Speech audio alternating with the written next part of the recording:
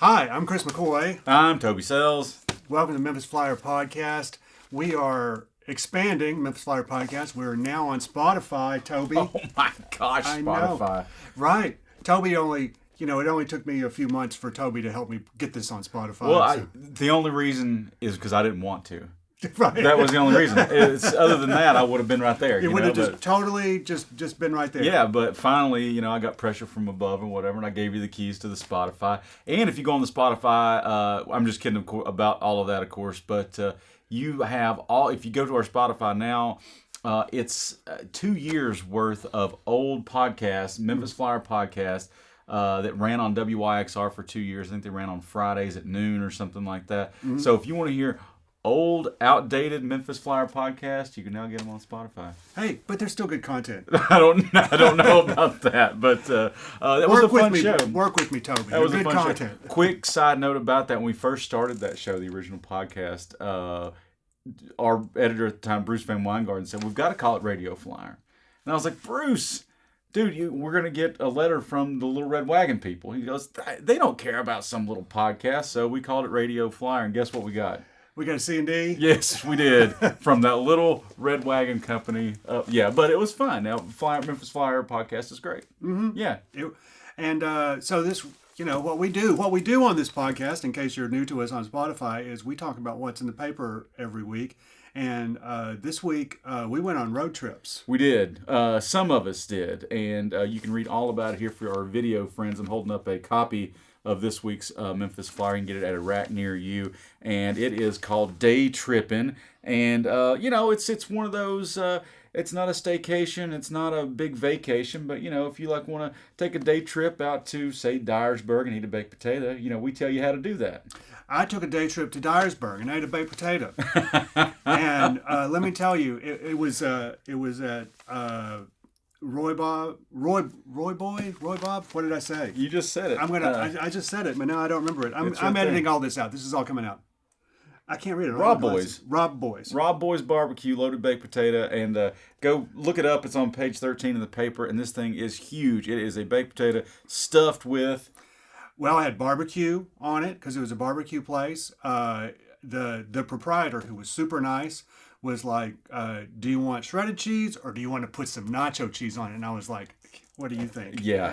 I wanted the nacho cheese. We know what you did. Yeah, and it was some bacon bits. It was delicious. It looks incredible. Seriously, the thing took up an entire styrofoam container like that, and it fed me for 2 days. That is amazing. Yeah. But we have tons of places, and we'll get to kind of some more of this in a minute. You want to switch to news real quick? Let's talk about news. We'll talk about news. Over in the MemberNet, there was kind of one that's close to my heart. We got news last week that Clark Ortiz died, passed away. He was co-founder of Crosstown Brewing, and more than that, and I've known Clark for a long time now. I've covered a lot of beer stuff, and he was just one of the nicest guys in Memphis, no matter what he was doing. He always picked up the phone for us, always was gracious in the tap room, just a super nice guy. And he was one of our, when we do our beer guides, I always invite a brewer to the backyard and kind of help us along. And he did that one time, and we just had a blast. Clark was an amazing guy, and a few folks from the beer industry got together earlier this week and had a little thing for him. It was a really heartwarming scene, but Clark will be missed just throughout the community, really. But and in some lighter stuff over here, there was that viral video that went around of this little white girl in a Mexican restaurant. It came to find out, I think it was in not Holly Springs, but maybe Olive Branch. Said it was the Crazy Cactus in Olive Branch, and she's up there rapping along like karaoke style to Chicken Head from who did that? Project Pat. Yeah. And just impressing everybody in the restaurant, and she's amazing and hilarious. And so I don't think it's the last we've heard of this young lady here. Surely she's going to get her own YouTube show or something. That's the way it works these days. I hear. It's the way it happens.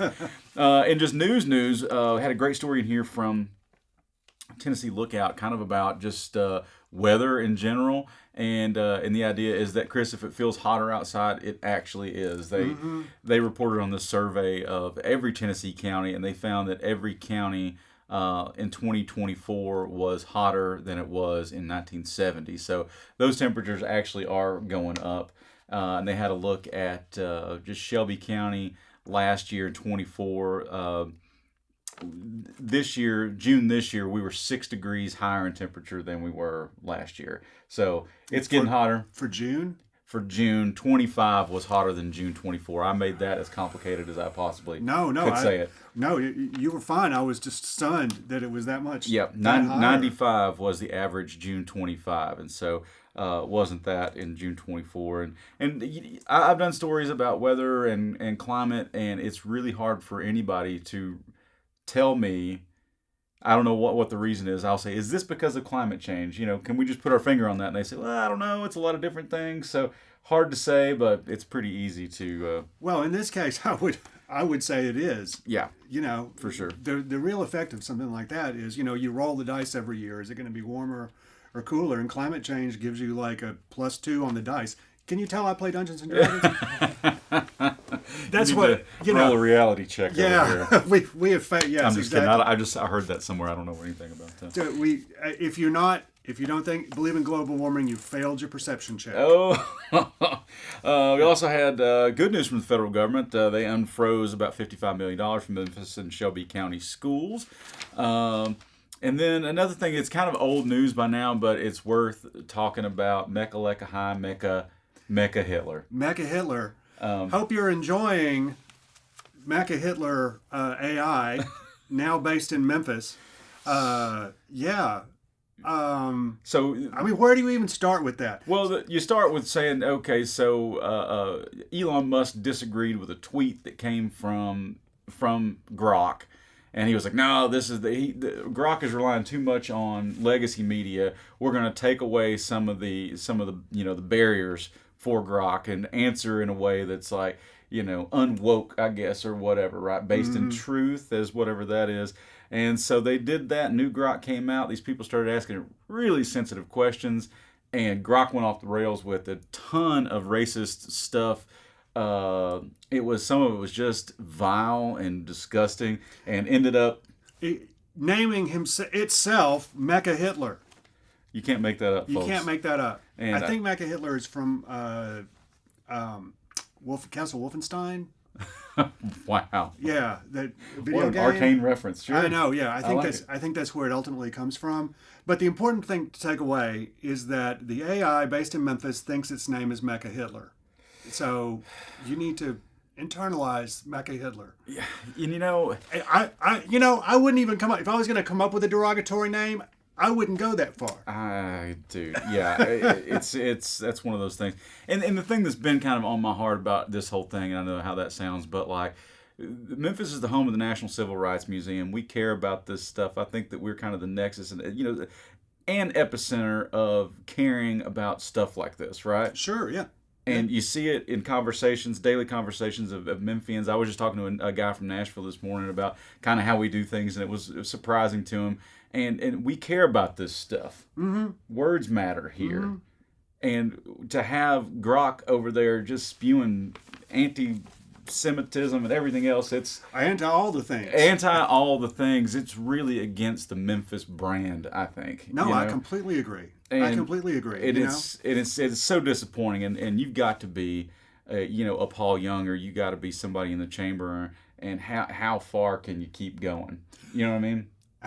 I'm totally with you. I'm totally with you. Chamber would not return our request for comment, or to anybody, throw that out, or anybody, just to make sure that we said that. Right. But again, we're not the people who started calling it MechaHitler. It calls itself MechaHitler. It called itself, and from here on out, it's going to be MechaHitler. It is to me. Yeah.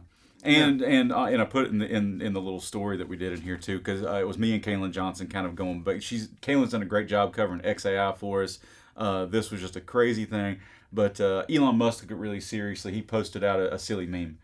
Yeah. In response. So that means he's really paying attention. He's really taking it seriously. That's great. But anyway, so do you want to go? You want to do a hard segue? I'll do a hard segue. I told you about my trip. I went up and ate a baked potato in Dyersburg, and then I went across the river and got some edibles at one of the dispensaries over there.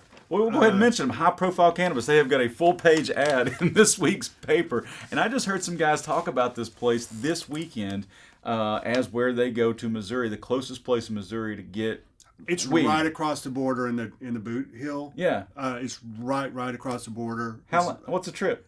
Hour 10 maybe. For real? Yeah. Wow, that is incredible. Just straight up, straight up 55. It was, it was real.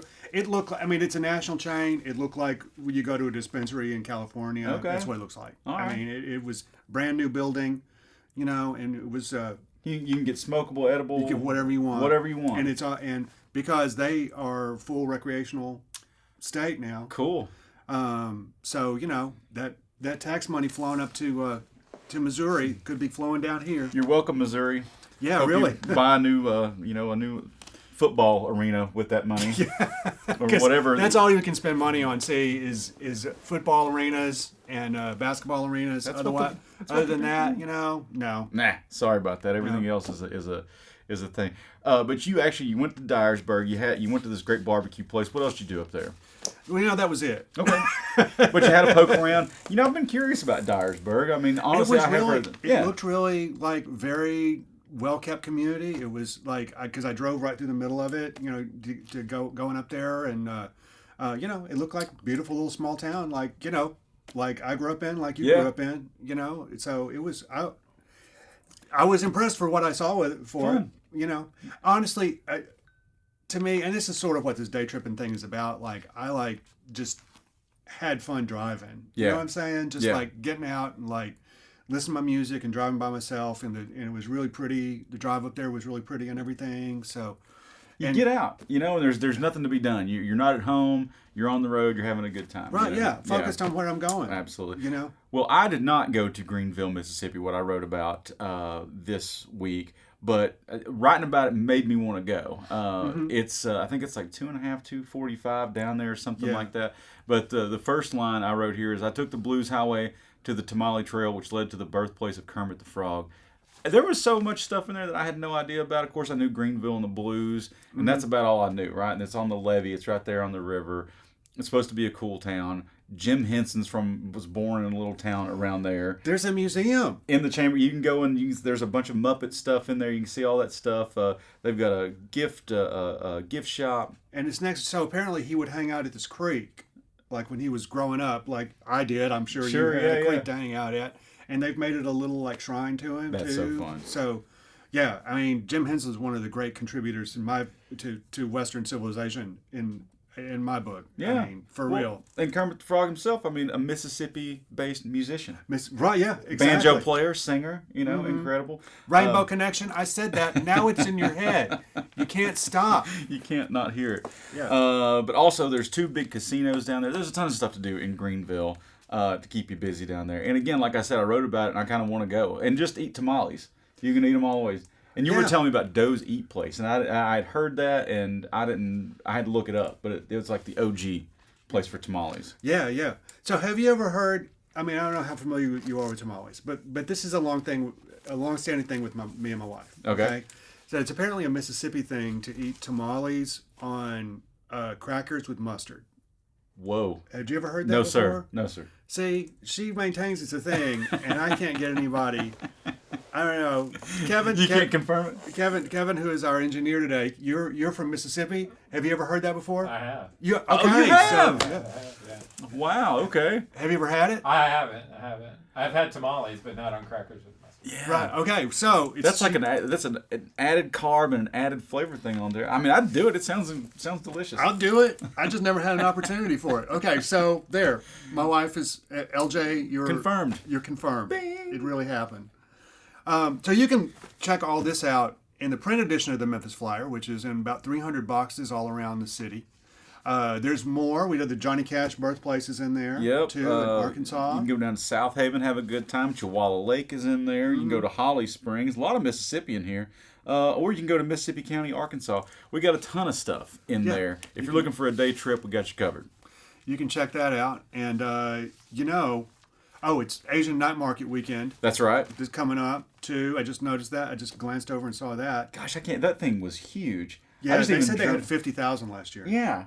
I mean, it was awesome. I wanted to go check it out, but I got close and was like, nope, doing something else, Yeah. Because I mean, it was just I love that kind of response to something like that. But and again, hopefully this year it'll be just as big, if not bigger. So wish them all the luck in the world. They're expecting that as at least that bigger crowd. And let me tell you what I saw in the. Here what we I go. saw. What'd you see in the movies? I saw a Superman movie this Well. weekend, and I'll tell you, I really liked it. I've been totally burned out on superhero movies for a long time. Since like maybe the first Avengers movie Yeah. or so.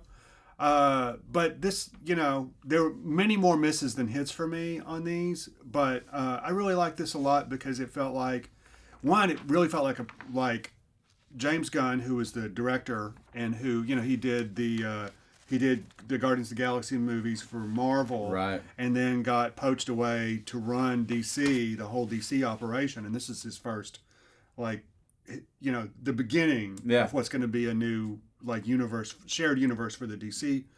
But I felt like he got Superman, who Superman was, and is, in like a way that the Zack Snyder Supermans did not. Yeah. Because Superman is not meant to be realistic.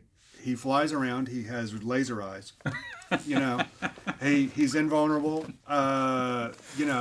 He's meant to be he's meant to model heroic action and compassion for kids. Right. That's what he's there for. Yeah. And I felt like, like Man of Steel and Justice League and of course the Batman versus Superman, Right. which is one of my least favorite films of the century. Dang. Yeah. Yeah. It's so I don't. So one of the reasons I didn't like it, I didn't like those movies, is I felt like Zack Snyder and the Henry Cavill version of the character really was more like Dr. Manhattan from The Watchmen. Oh, sure, I can see that. So see, Dr. Manhattan is and the whole thing about Dr. Manhattan is he is a commentary on Superman. Mm-hmm. And Superman comes April of 1938. Okay. So it's in the New Deal era. Yeah. His, and his truth, justice, and the American way is like, the four freedoms. It is that's, and he's always been about that. Yeah. His first major arch enemy was the Ku Klux Klan. That's incredible. Yeah, and you think about it, his arch enemy, Lex Luthor, what is he? He's a tech billionaire. Wow. He's even bald like Jeff Bezos. Oh no. Right? Yep. It's always been there, right? Wow. But Zack Snyder, I felt like in that interpretation that we've had of Superman for the last decade, has more in common with Dr. Manhattan. It is a commentary on how, because Superman was a embodiment of the American ideal. Okay. To a certain extent. Sure. Right? He's an immigrant. Oh. Yeah. Too. He's fleeing from persecution in his own land, or at least blowing up in his own land. And I will say, I said this in my review too. I always thought of the Superman myth.